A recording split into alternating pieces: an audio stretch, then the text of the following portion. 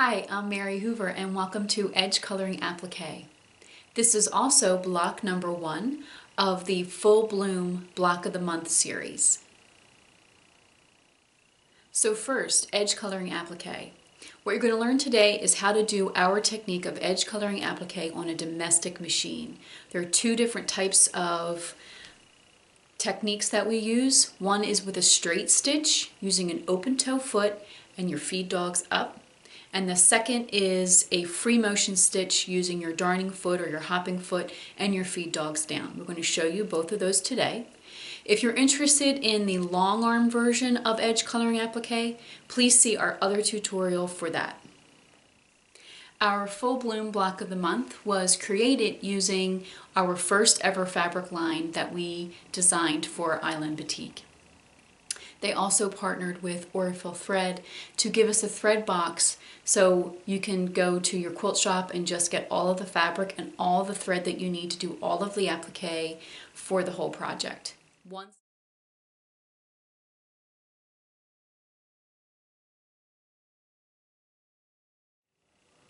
So here's everything that I listed earlier in the video. The freezer paper is at the top. The tracing paper is here. I didn't include a rotary cutter before, but that's obvious for cutting squares. The glue, the thread, the fabric, and these handy little tools, which are dressmaker's weights, and they just come in handy. If you don't have them, that's fine. You can get along without them. So step number 1 always begins with the pattern. So take your full-size pattern and just lay it on the table in front of you. I like to put a piece of white paper behind my project because then I can see the lines more clearly through the freezer paper and through the tracing paper. So take your tracing paper and lay it right on top. Now this is when the dressmaker weights come in handy. They just hold it in place so that you don't have to worry about it flying away when the cat inevitably comes flying up onto your table. Now the first thing we do is trace the entire pattern onto the freezer paper. The details, the numbering system, any of the dotted lines to show where another pattern piece goes behind another, and then we'll just begin. So just start on one side and just trace the entire pattern.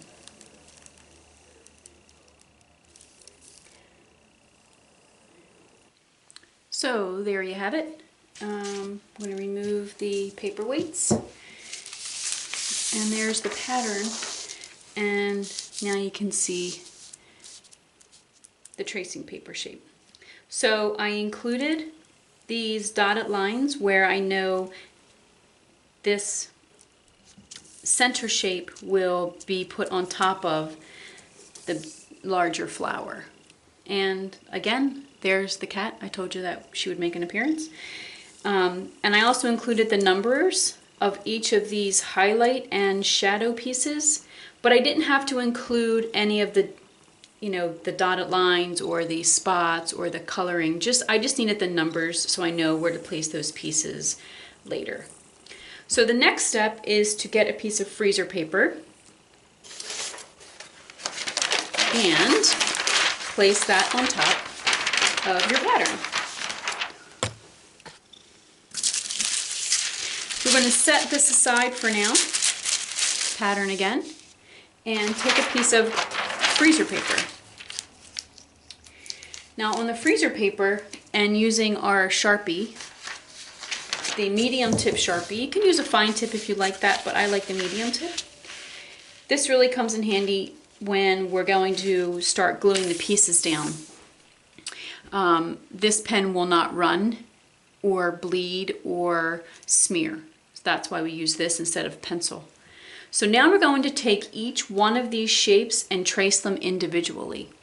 Now on our pattern for Full Bloom, our flower pieces are one big piece. So if you see this outer edge is a lot darker, this darker outer edge of the flower, that's going to be traced as all one piece. And then each of the And then each of the highlight or shadow pieces will be traced individually as well as the centers.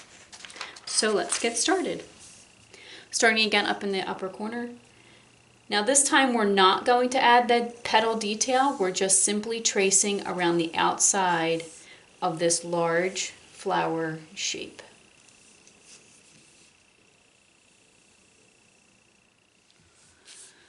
So as you see, I included this dotted line, which is the universal indication that there is something behind something else.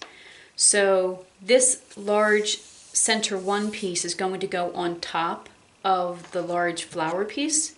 So when I trace the large flower, I included that dotted line so I know that when I cut this out of fabric, it needs to at least be this big.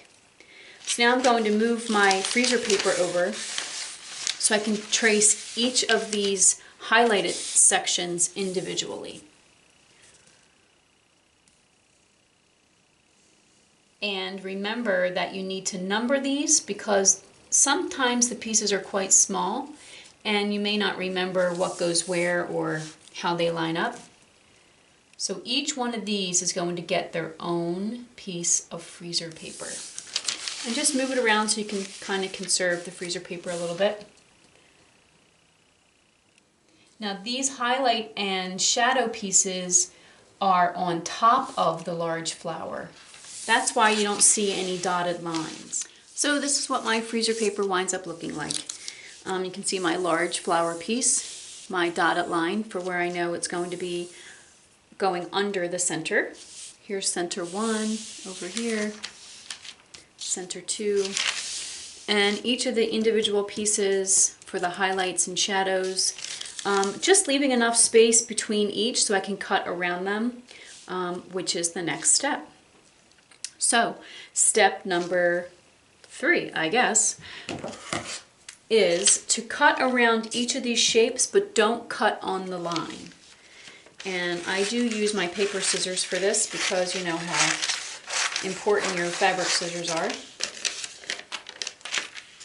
So just cut around each shape. Now, you don't have to measure. For everybody who may be a math major or an engineer and really wants to do that, by all means, have at it. We don't discourage, but you don't need to. All you need to do is leave some space around each of the shapes that you're cutting out.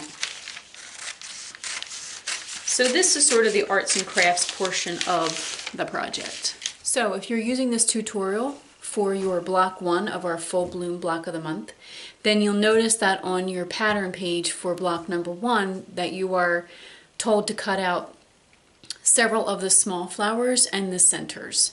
And that's what you're going to be seeing now when we lay this out for our fat quarters. So again, following along with the pattern, the first thing I did was to cut a 1.5 inch strip from this medium pink fabric, which is the large flower. And I'm going to set that aside for the checkerboard inner border later. And as you look on the pattern, it says for this flower fabric, I'm going to need to cut one of the large, or this large flower. So I'm going to try to fit that down into the corner as best that I can. Because we don't want to have any waste, because this fabric may be used again later in the project for other months. It also says I need to cut one of the large centers of the small flowers, one of the bottom sections for a small flower, and one of the single small flowers. So I'm going to fit those in the best I can, leaving room around each. And I'm going to press these freezer paper shapes onto the good side of this pink fabric. Remember, no steam, and just take your time to make sure that it really adheres properly. You don't want this to be peeling up in the middle of your gluing when we go to glue this onto the background. So I just really take my time. There is no reason to rush any step in this whole process because it all just gets done, and if If you take your time, then you only have to do the step once. So I'm going to continue to press this down, and we'll move on to the next fabric. So for the medium dark pink, which is part of the shading of the large flower, the pattern indicates that I need to use sections 1 through 5, so they're the small pieces that you see here. And I needed to also get out of this piece of fabric three bottom sections of the small flowers and 3 single small flowers. Now this fabric shows that it's going to be used again in blocks 7 and 8. That's why I'm trying to give myself enough space to keep so that I have enough for when I do blocks 7 and 8.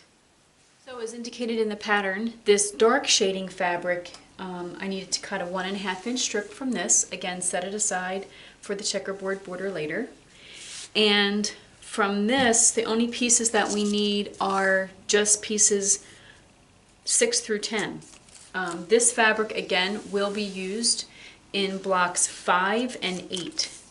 So we're going to just keep these scooted up along the side so that we're conserving our space. We have enough fabric for when we need this piece again.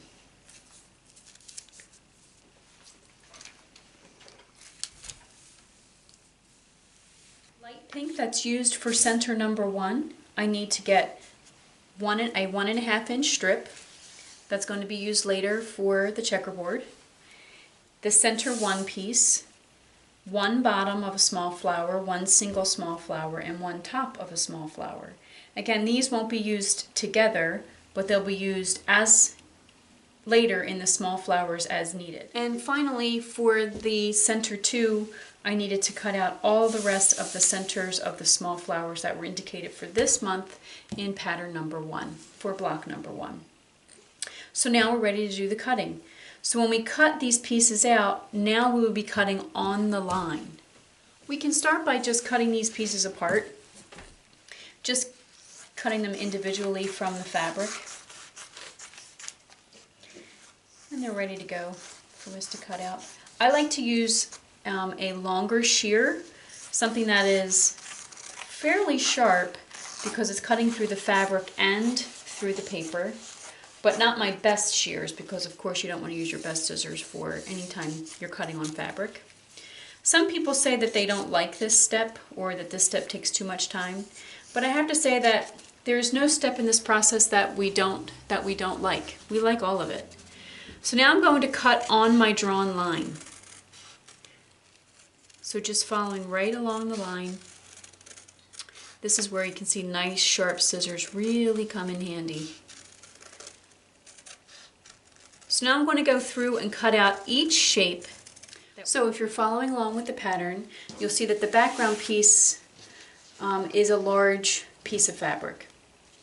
We needed to cut a 1.5 inch strip by 36 inch strip. That's going to be used for the checkerboard border.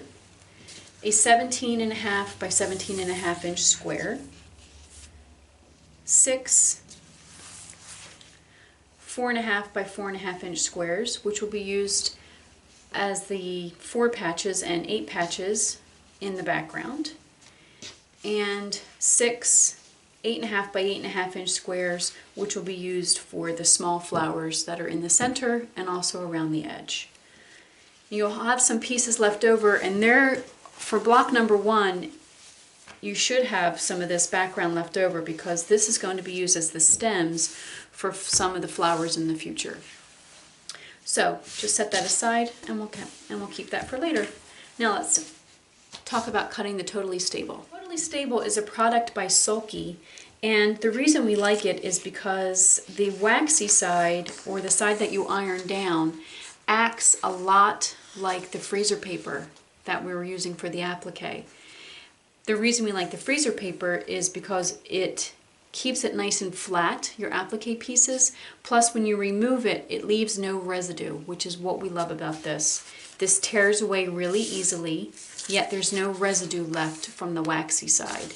But it's really thin and light. So we don't want to use it for the applique because we need something a little more sturdy that the freezer paper gives us. But for a stabilizer, this is our perfect product.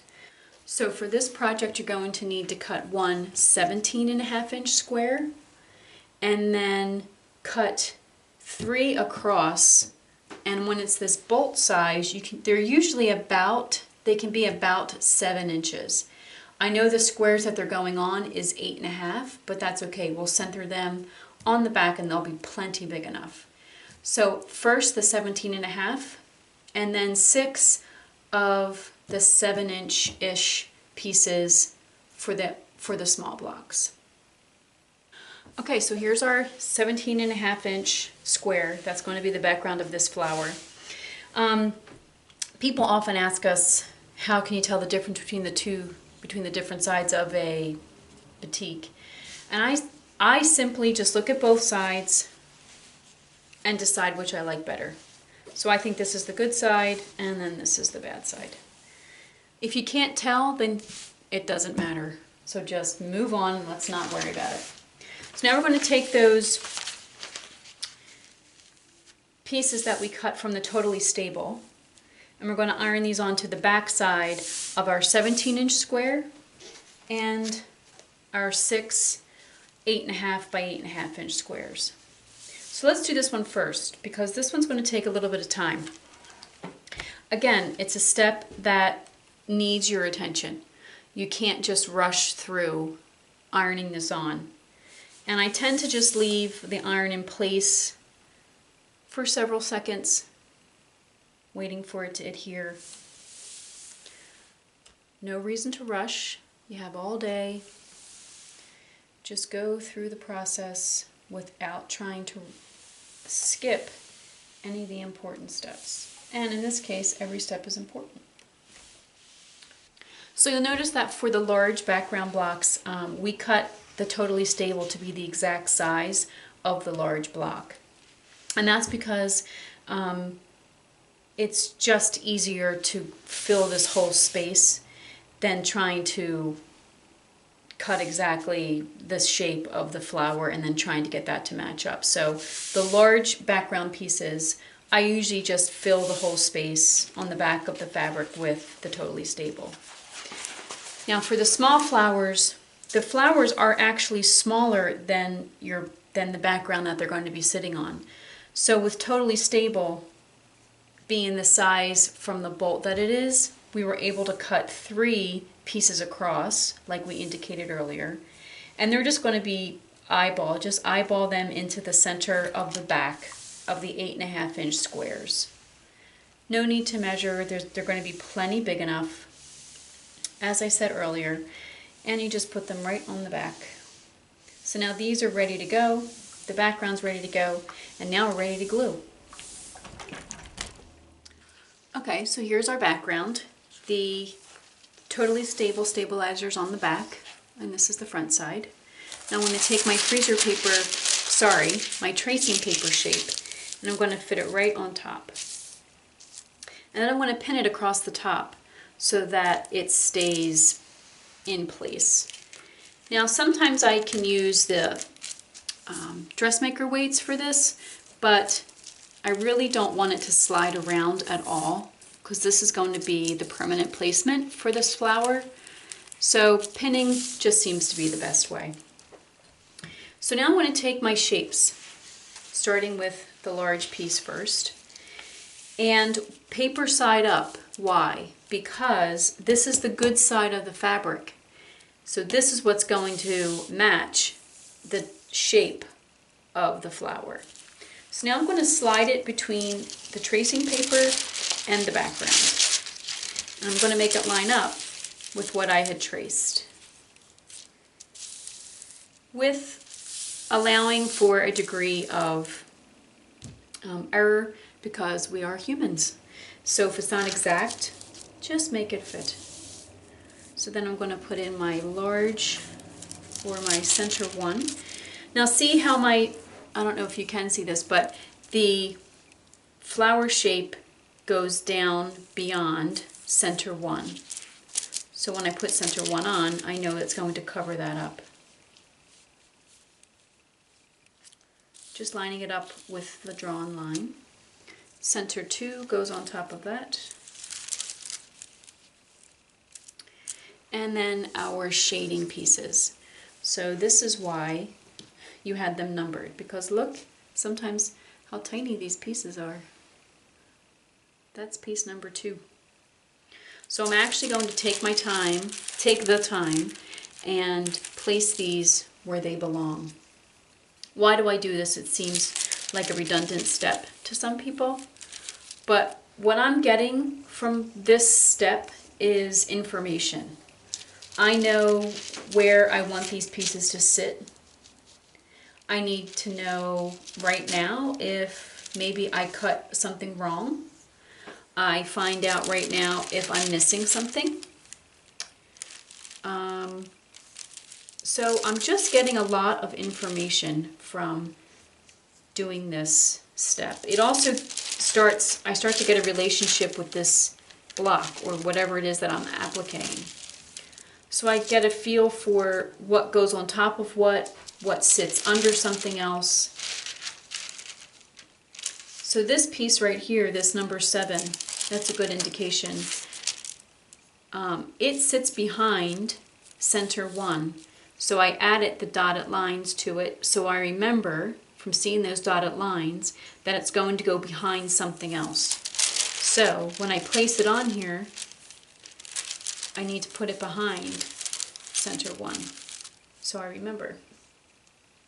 So here's all my pieces getting lined up with what I did with the tracing paper. Now again, this block is fairly simplistic, so you could say, why is she going through all the steps?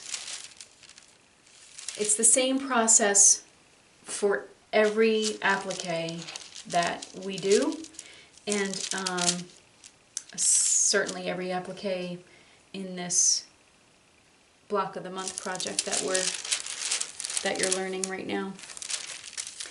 But again, so now I have a lot of information that I didn't have before. What sits behind what exactly something is going to look like. Once I have all the pieces placed in their proper order, now I'm going to take off this tracing paper. Look at the block.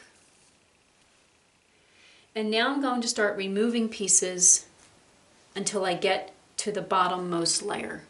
Again, this is a very simple block, so that's fairly straightforward.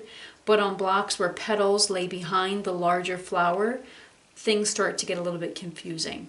So the step is you just remove everything until you get to the bottommost layer. In this case, it's just the large flower. And now we're going to start to glue. So this is how we glue. We just run a thin bead of glue right at the very edge of the fabric. And I will zoom in to show you exactly what that looks like.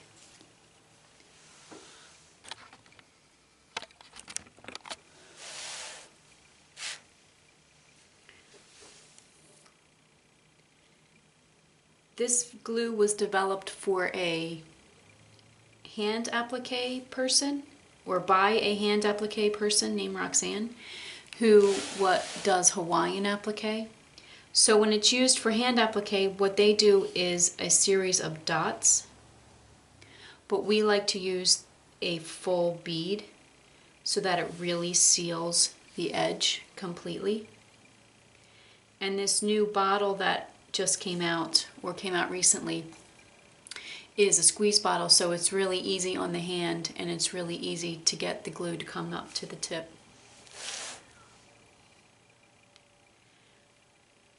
So just flipping back one section at a time, it won't shift your placement, so you don't need to use pins or anything. And as you wipe it clean or wipe it smooth, then a little bit of the glue will squeeze out from underneath, and that's fine. It's a water-soluble glue. It doesn't interfere in any way with your bottle, with your needle, excuse me, and it just dries really quickly. And that little bit of glue that squeezes out, that helps to seal the edge. So I'm going to glue around this little curve, but just real lightly, just so this will be held down and it's not flopping around when I want to stitch this. So I'm just going to just seal that little edge as well. And now it's time to remove the paper. So by the time you get to the end of the gluing process, the glue is dry and you can just start to remove the paper. And it just peels up really easily. Sometimes if you leave the paper on too long, when you begin to peel it, the edges of the fabric may fray just a little. Don't be concerned about that. Just know that you left the paper on maybe a little bit too long. And it just peels off. There's no residue left from the freezer paper, and now we're just ready to stitch. Okay, so here I am sitting at my sewing machine, and we're going to get ready to stitch. So I'm going to show you first my thread, and then we're going to get ready to get the sewing on. What you're seeing is the thread sitting next to my sewing machine, and what you notice is that I spun a bobbin for each one of these colors, so that all I have to do is sit down and begin stitching when I get to that block that needs that color. These are the colors that are in the Aurifil thread box. There are 12 colors. You're only seeing 11 because 12 is in the machine. All of the thread in the thread box will be the green cone, which is the 40 weight. You're seeing the orange cones because that's what we had on hand for this shot, and I wanted to show you the colors. Okay, so we're ready to stitch. My thread is all ready to go, and I have a 20 foot on my Bernina, which is the open toe foot, and here is my reverse button. Let me move my light out of the way. This is my reverse button. This is going to be the key to the straight stitching that we're going to do at first. So I want to show you my reverse button, but now I'm going to zoom in so I can show you exactly where we're stitching. Alright, so drop my drop my presser foot, and I'm going to start by bringing the thread up to the top. That eliminates any of the knotting that can happen on the back side of the piece. So this little section right here that comes forward, I don't know if that's going to be completely covered in the seam allowance, so I'm going to actually stitch that. So you'll notice that I'm going to sew toward me, which is forward, and then I'm going to hit my reverse button and reverse my stitches, but that the transition happens very quickly, so try to really pay attention to when I'm hitting that button. This section is very small, so when we get to a longer area, it will become more clear. So let's just get started.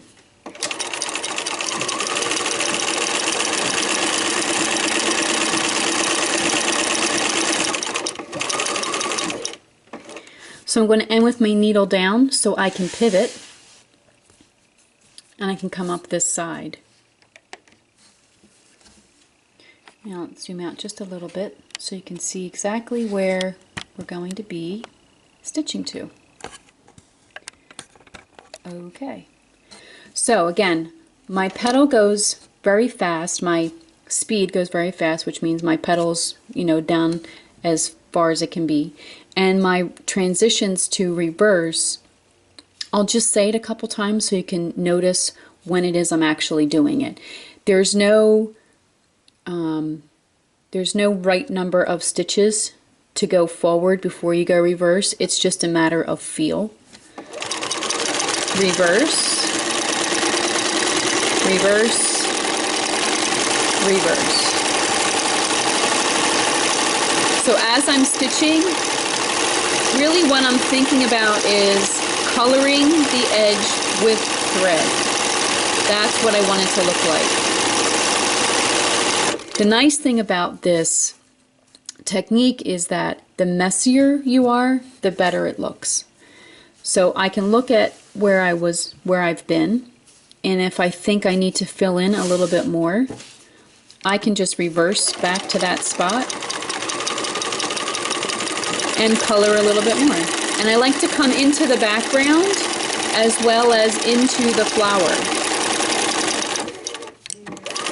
Now across the top here, this may get cut off with seam allowance because part of the petals do get cut off. So I'm just going to do a single row till I get to the top of this other section. Now, this is with the glue, it stays very nicely in place. That's why you don't need any pins. And with this stabilizer, if you took the time to adhere it properly, you can actually roll this up quite a bit to get it out of the way. And in this case, I'm trying to get it out of the way of the camera so we can come down this other side.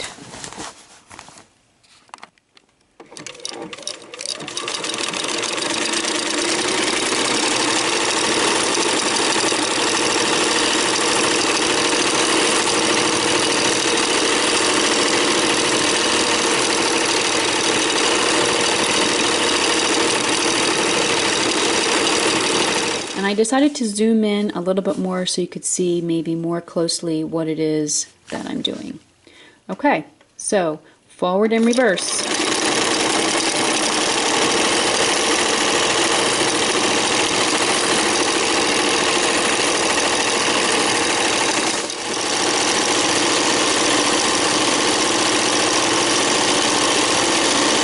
So again, I'm being messy.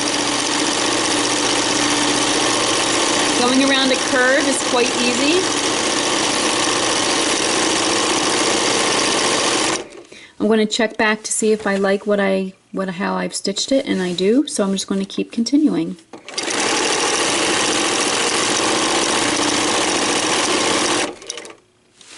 Pivot up to the next point.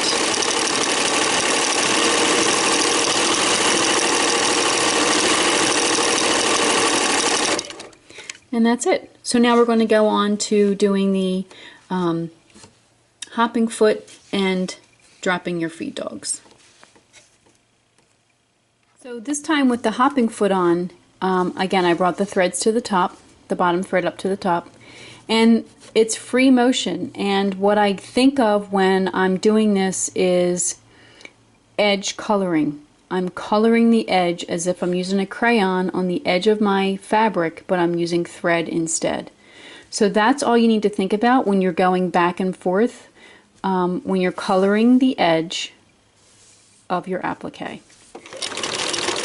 So I'm just going back and forth, and with this you can just sort of, because it's free motion, you know, you can just go around corners without any trouble. And you can wind up finding your own little technique for this and your own little look. Like if you want it to be more spider webby, that's good. If you want it to be more thread or more frayed looking with the thread, then you can just start going off into the edge, into the background, which is always a good idea. But this is just coloring the edge with thread. That's all there is to it. Showing you the back side and maybe more clearly what the stitches look like. So first you're seeing the straight line stitching, and then it transitions over here into the free motion. So maybe that's a little bit easier to see what it looks like from the front. So I'll show you the front too. So here's the front. You can see those stitches. You can see that this shading piece is going to cover up some of those stitches and be stitched again, but that's how the project goes. And then some of the free motion stuff over here. So we suggest that you try both and find out what works best for you, what you like the best.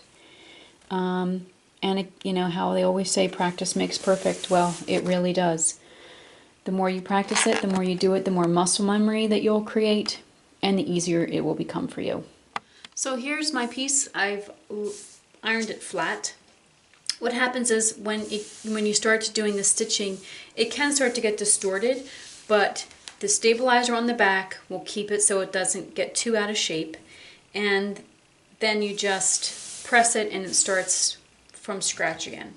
So take your tracing paper and lay that right on top of your flower that you just did, aligning the edges as best as they can be lined up. again, you're a human being, so it may not be perfect. And then now that you've stitched it, it can get a little bit out of shape and distorted, but nothing that should make you crazy. Remember, it is a flower, and that's what happens with flowers. So let's add the next layer. So we're going to go back in and place these pieces. Again, remember, paper side up because that's the good side. And we're just going to align them with the shapes on the tracing paper. So here we are. I placed all the shapes between the fabric layer and the tracing paper. And now I'm going to remove everything except for the bottommost layer, which in this case is going to be center 1 and center 2. And then I'm going to remove the tracing paper. And I'm going to begin gluing all of these shapes. And the easiest way to glue these individual little shapes is I flip back just the top half and glue right around the edge of the top half.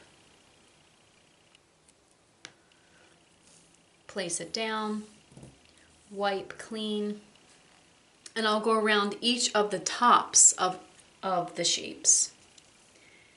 And by the time I get to the last one, the top sections have been dried, and then I can just flip back the bottom section and glue all of those. And by the time all of those are dry, then I can take off the freezer paper. So there it is. It's ready to stitch this next layer. As soon as this is stitched, I will then go to the ironing board and press it, having no fear about this glue because again it's water soluble and it doesn't do anything to the glue to press it or to heat it up. But remember to press after stitching each layer. Put your tracing paper back on top so you can get the pieces aligned correctly. Glue and then remove the paper. And as you do this process, you'll notice how brilliant we were when we decided that we would leave the freezer paper on to do the gluing, because then it becomes gluing a piece of paper, or feels like it's gluing a piece of paper rather than a floppy piece of fabric. So if we go back to this large flower shape, if we taken the paper off of that, then this flower would be flopping all over the place and it would be really hard to get it to lie flat. But because we left the paper on for the gluing, there's no reason why this will now pucker, because it was flat when we glued it down, which made it flat for our stitching, and then we pressed again, which reinforces the fact that it stays flat. So let's move on to some of the smaller flowers. If you're following along in block 1, it says that you're going to stitch one of the single flowers that you cut out of any one of the fabrics, it doesn't matter, and you're going to glue 2 of the bottoms. So you're going to cut out 2 bottoms, and you're only going to use 3 of these background squares this month. So just these 3. And we get questioned about why we did that, and the reason is we didn't want all of these backgrounds to only have the fabric from that month on it, if you can follow that. What we wanted to do was be able to mix it up so that in week number 4, when you have a completely different background, you can put some of those colors with these backgrounds, and then you can mix up your colors for your flowers, for your centers, and it would just have a more organic feel to it than us trying to dictate exactly what every small flower needed to look like. So for the small flowers, I didn't just trace this onto tracing paper. I actually used something called vellum, which is just a little bit thicker, but you can still see through it. And there's a lot of these little flowers, so I wanted to have something that was a little bit more sturdy and that I could keep track of more easily than just the fine tissue paper of the tracing paper. So it's the same technique, you just align it with your square and then fit your, in this case, single flower behind it. Remove the tracing paper and then glue into place. Stitch it and then set it aside until you feel like you have some centers that would look good on here. So just do those 3 this month. 1 single and 2 bottoms. What we love about this technique and why we use it as our preferred method of applique is illustrated clearly after the quilt gets quilted. You can see the relief that the quilting gives in the free areas of the applique. And as I zoom in, you might be able to see just a little bit more clearly what I'm talking about. If this was all done with fusible web, those stitches would just sit on top and not give you any of the dimension that we really like when we do this applique. It really reads a lot like hand applique, yet it's done by machine and it's done quite easily, as you have seen. And maybe just to drive this point home, let's look at block number 6. Block number 6 is almost completely covered with flowers and applique. So imagine firstly if this was all fusible web. This would be stiff as a board and would give no feeling of a quilt to this finished project. And then if you look at the flower in the upper corner, there's 4 layers here. 1, 2, 3, 4. If that was fusible web, again, stiff. Your needle could never get through this purple flower up in the corner. So that's it. Barb and I would love to thank you for joining us today for Edgecoloring Applique and for block number 1 of Full Bloom Block of the Month. All of our contact information is below. You can also leave comments or questions in the comment area. We will be reading those. We would love to know who's joining us for the Full Bloom series, just to keep in contact with you, keep you updated on when those videos will be coming. Check back to this channel, of course, for all of our other videos, which are on their way to you from 4th and 6th Designs. Enjoy the applique. Have a great day.